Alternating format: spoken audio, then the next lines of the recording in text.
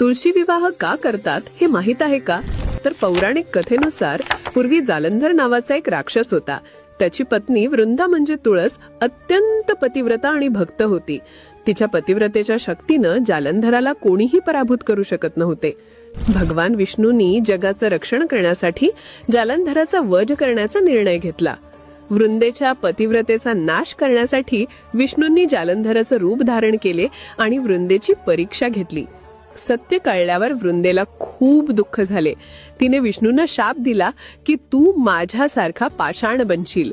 या शापामुळे विष्णू शाळग्राम शिळेत परिवर्तित झाले आणि वृंदा मृत्यूनंतर तुळशी वृक्ष म्हणून पृथ्वीवर प्रकट झाली. नंतर भगवान विष्णूंनी तुळशीशी विवाह केला आणि हा दिवस तुळशी विवाह म्हणून साजरा केला जाऊ लागला.